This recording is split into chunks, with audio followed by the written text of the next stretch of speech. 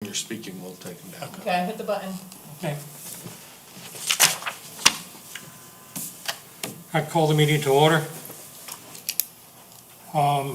First order of business, approve the minutes. Everyone has an opportunity to read them. Yes? Yes. Have a motion to accept the minutes? Make a motion. I'll second it. Okay, all in favor? Aye? Aye. Aye. Opposed? Okay, approved. Scott, can you hear out there? Good enough? When you're speaking, you, make sure you're not muffled. You might have to pull your mask down, just so we can hear. Okay. All right, Region 1, Mary Beth is not here tonight, and she didn't give me any messages to give her to relay. Region 2, Tammy? I don't have anything from squads 2 or 6. And Michael, Region 3? Well, let's see, Rescue 5 is fine. I think we've got 2 new applications in that we're reviewing for membership. I got an email from Chief Tatum, said, wanted to provide an update on the status of Walhalla Rescue Squad. Last Tuesday, and I got this a couple of days ago, last Tuesday we held a meeting to gauge the interest in continuing our efforts to revamp the squad and its membership base and response abilities. I'm pleased to say we had a great turnout with some old and new faces. I'm now gathering membership paperwork packets for the new folks, and hope to have 3 in EMR. They have 3 in EMR refresher now. My hope is to gain interest in Kiwi and West Union and continue to build all aspects of the squad. I appreciate your guidance and support, as well as the Rescue Commission. So that's the update from Rescue 4. Okay. The only other thing that I have to report is in the Westminster, Cleveland area, we are having some radio communication difficulties from time to time. So that's all I have, sir. Is that on the rescue repeater? The rescue repeater? Both, Okay, yeah. both, okay. Yeah, most of the time if we go to digital, it works, but sometimes it won't hit the digital repeater, so it could be a programming issue or something. Okay. Region 4, Eric? You mean, yeah, with Rescue 22, Rescue 22 has an applicant for a new member. She's actually a former emergency room doc from Wake Forest, so she's hopefully be a good addition. And the squad is also talking about potentially purchasing a vehicle to replace our trailer, because we carry gear to the rehabs, and a lot of people don't like driving a truck or a trailer. So we thought about getting into a vehicle that everything could fit in. So that's in discussion. But other than that, Rescue 22 is doing well. Like an SUV or something? Something like that, yeah. And we'll look to you for some advice as time goes on. Not a problem, let me know. Okay, Rescue, Region 5, Rescue 7 and 8. Rescue 8 certainly has been busy, pulling people out of the woods. And, Steve, go ahead and put your mask down just a minute. There you go. and Rescue 8 got their new vehicle in. It's down being striped right now, so that should be a good addition to getting first needed equipment to scenes quickly. Good. And we've had lots of calls. Lots of calls. And Chief Bryan, your report. Tonight, I put on the agenda the discussion of how does 21 staff and the rescue squads, what does our model need to look like? I don't think we're gonna fix this tonight in a discussion, but I would like for each and every one of you to talk to your squads that you represent, and also start a discussion on things that you think as we build the next generation of plan and working on supporting everyone in the county. You know, it doesn't matter where you're at, we want to make sure that we're supporting fire, rescue, emergency management with staffing as the new models. And if we don't plan for the future as those new models and know what those needs are, we're just kind of, throwing a dart on the board instead of actually aiming for something. So as we start to look at those, now's the time, years in advance, to actually start looking at those. So getting with your squads and looking at that. One thing, the medical calls have continued to grow throughout the county, and that is both taxing both rescue, being the rescue squads have sometimes 3 to 4 different fire departments that they support in rehab, and then in turn the fire departments have tried to help support the rescue squads with calls and stuff. Even with all that, it seems to be overwhelming at times. Lift assist in the middle of the night, cardiac arrest, multiple different calls for medical where you're going 2 different directions as that happens. And as we build data and stuff to look at how that looks, we're looking at your input, that advisement of where you think, and each one of the squads thinks that may be. If that may be staff for you directly, or whatever that is. The commission itself has not asked and has dealt with whatever they have been given over the years. So now's the opportunity, as we build a plan, to say what does the next years look like, and where do we need to go. I know Rescue 22 asked me, where do we look, what are we doing, what is our future, and here's the opportunity for the commission to ask your members, get together, have a committee, whatever that may be, appoint that committee, being two of the commissioners, and then other people, to say, here's what the commission needs, or here's what here's what the rescue squads need to fulfill their mission and still stay viable within the volunteer system. Because we all have to do it together. We can't throw away the paid staff, we can't throw away the volunteers, because we're all in this together. We are a combination system. And when we work together everyone accomplishes more. And so with your input, we can do the best to support you with the assets we have, or the assets we ask for, so that we request for the right assets as we build future ideas and those things, and staffing models to support the needs of the public. As we all know, that's what we're here for. We're here for the needs, specifically on the rescue side, rescue and medical needs of the public. Well, where are those gaps for you as a commission in your departments? So a discussion on that is open. That I just wanted to start off with that. That's kind of where, this is not going to be solved tonight by any means. But I do need that input over the time. If the commission would like to form, that think tank. I know Mike Carroll could be a member from our staff that would be part of that from our staff. If you decide to make that committee to try to start working through that you guys could get your stuff together to start building those futures. But that's up for discussion with the commission, if they wish to do that, to build that advisement to emergency services as we go forward.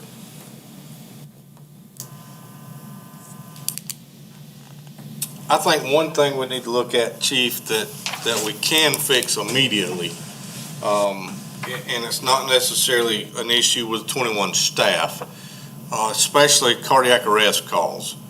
I hear rescue squads throughout the county constantly asking for fire departments to be dispatched, 21 to be dispatched, because for some reason they were not on the initial tone out. If we can get that back like we used to have it for the most part. I understand there were some fire departments in the beginning that were not running medical calls, but agreed to run the cardiac arrest calls. With that being a time-sensitive call, the sooner we can get everybody there, the better. But I agree. I would like to be on a committee with Mike and whoever else to look at the future plans for the rescue squad and our purpose here, and to make us a better organization to serve the citizens of Oconee County. Yeah, I'd like to be on that too.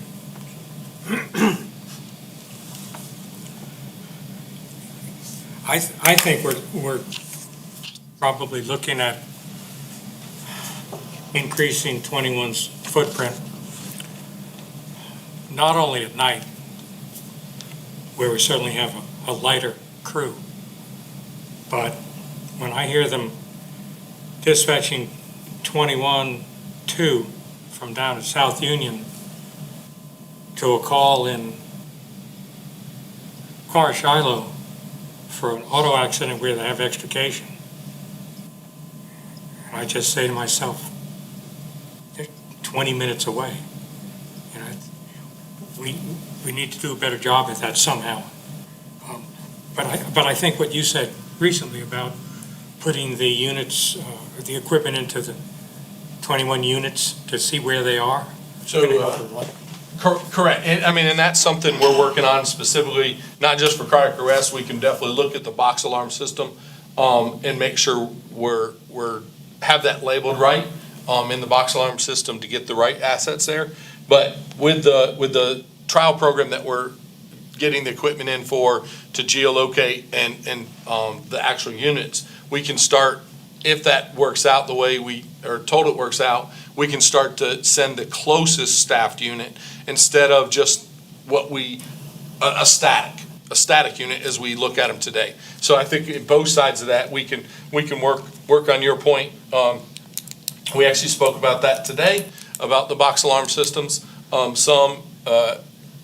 be the first one to say I'm learning about that whole system and learning that whole thing myself. Have a new map in my office of yesterday that shows all the box alarms, so we can start wrapping our head around the box alarms, and start, looking at the hundreds of those that we have. I'm not really sure what it is, but it's a lot of them. And then at the same time, we'll continue to try to send the closest or best unit via geolocating as we can get that system online and test how that's going to work. For that, I have half of the equipment in right now. So as soon as we get the IT program together from with dispatch, we'll hopefully be able to get at least some tests going on that with the squads. How many vehicles are involved in that test? Presently, only two is our two primary vehicles to try the test. We'll have one north, one south, and then we will invest more once we get them working appropriately. I didn't want to invest a lot of money until we know that it's going to work appropriately. Then we can invest more to broaden that program. Good. Do you have a rough estimate per vehicle, what we're looking at? I wish I did, I really don't. We threw some numbers out February, and we're actually testing two different ways. Okay. And both have a totally different, one's truly a laptop and one's an iPad. Gotcha. And one takes a third-party program, and so we're trying both ways to make sure we can do it and what's gonna be the most stable, not just cheapest. Okay. As I recall, Tater was saying something about 10,000 per vehicle, I think. It's not costing us anywhere close to that right Yeah, now. I was gonna say, that was, I forget what he called that, but that was something else. Okay. Same theory, but different. Okay. Scott, what are you said they're putting on two vehicles first. What are they, fire trucks or medical trucks or? There are squad trucks The that move 21-2 a lot. trucks, That okay. move a lot, and that's why we're trying to do it there. So we'll have, those trucks travel the county a lot. They do move a lot from station. They're staffed, so we can log them in, log them out with staff, and it'll mean a lot of moving parts, not just a truck that's gonna sit there, because what we wanna show is trucks that physically are staffed, so that the closest staff unit can go and the volunteer station. And then that we can be canceled if the volunteer station doesn't need us. That's perfectly fine. We just want to make sure that the citizens receive the best service in the best time frame as we can. And I think the guys now, especially on the rescue side, have done a great job, and I've noticed it a lot in the last 3 to 4 weeks, of, hey, you can cancel them, I'm a lot closer, or the battalion or the captain or, Mike or Andy or somebody will say, cancel the squad, I'm closer, I'll take care of the call. So they're doing a good job of managing, trying to get that closest resource there. So there may be times even with this GeoTrack trial that they're technically not the closest unit, that one of these guys still step up and, cut them back because they're closer, just because they're out doing things. But I will say, I've heard they've done a good job, especially on rescue with, I'm a lot closer, I'll take that call. So, the one thing for me at Rescue 5 is a lot of times there'll be a call that necessarily the city fire department's not responding to. I'm having to come from my home. Battalion is sitting in the building. They're not in any of the boxes. They have no idea there's a call within 2 miles of the place. And that may be a different conversation for a different time, but maybe getting those guys added to the boxes so they know, if it's, before bedtime, they're good to listen and they'll go anyway. But at night when it's 2 or 3 o'clock in the morning, it takes me a little time to get from my house all the way back closer to town when they're less than a mile from where it's at. So.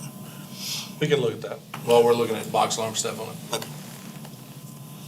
Since we've mentioned box alarms already, I would like for us to try to get Fire Station 2 back in the box for Rescue 2 because they're not in there right now. And a lot of times when we have things like lift assist or cardiac arrest, they may not even be toned, and there's, from 8 to 8, there's somebody sitting at the station. And it seems sort of ridiculous to have to get on the radio and request them when they could be toned to begin with. So I'd like to look at getting them put back in there, if they're willing to do that. You were gonna, I can contact the chief and we can talk about that and add that to the update, as we do the update on that program. you were gonna look into getting the nearest fire department and the squad, in addition to the rescue squad, all being dispatched on the first alarm to a cardiac arrest. Originally, it was like that, and then it was cut out. I don't know why anything changed. I mean, I'm just getting into this. We are looking at the box alarm system. It is not just as easy as me going in a few keystrokes. So, we are in the process of starting to look at the multiple box alarms, as each fire station has multiple alarms. And each piece of paper has to physically be touched, and looked at. So, we are starting that process, but it is not a fast process by any means. But we will start to look at options for that as we go forward. The other side of that too is the fire department also has the option to yes or no if they're gonna do that. So not only, we can't just sweepingly do that across the board. When we say here's a problem with the box alarm, we have to we go to each chief. Again, if on the rescue ones, we will change that. So, make sense? I'm sorry. Is that clear? Makes sense.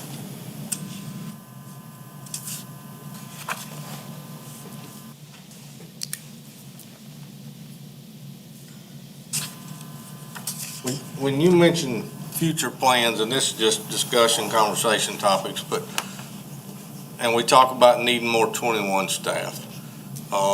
Stuff I have nothing to do with anymore is the special and technical rescue side of stuff. Should we need to include that into our plan for full-time, somebody dedicated to that type ordeal squad? Or do you think they can serve multiple roles and still handle that? I still think they can serve multiple roles. As it stands, we do not spend enough time on their equipment, as their equipment is bulky, needs lots of maintenance, and needs lots of training just to support them. So I think as we move forward, it would not be prudent just to say one person this is your only job. But to have people that are more focused on that, I think definitely, as we move forward so that, we continue to train our 24-hour staff, who are the staff that goes on those calls night and day, is important that we continue to train them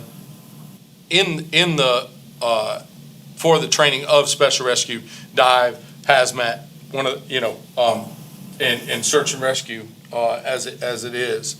So, Do you think it would be feasible, and again, we're talking down the road plans for a discussion, but like right now, we're putting staffed members in each fire department to help cover calls and trying to do the same thing to cover some of the rescue calls.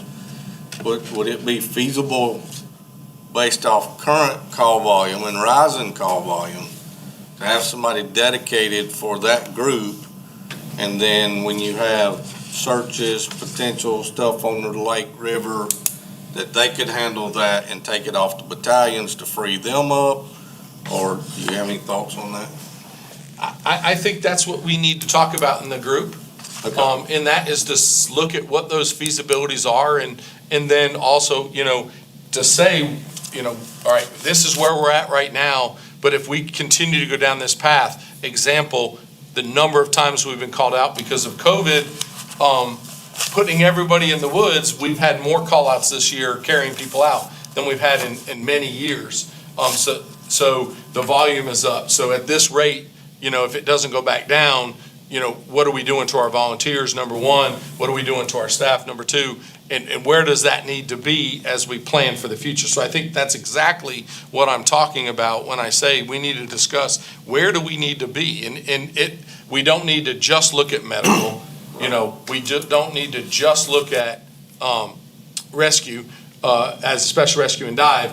On the fire commission side, again, we need to look at all aspects. For you, it is rescue, and as we're talking about that. But to address and look at those numbers, we are starting to have good data. We're trying to control that data to where we actually, get the right number of calls and those kind of things as we move forward. And help you make those decisions to say, we're up this much in dive calls or whatever that may be, to try to help us as we focus the future. Not just, that's exactly the information that I think we should be looking at. A while back, we talked about when the squad responds to a call, if they say where they're responding from, it might be very helpful as far as anyone who's listening. If the rescue squad is also going to that call, they would know how far out 21 squad was. And all types of adjustments could be made if they're responding from the station or they're responding from headquarters. We can look at that.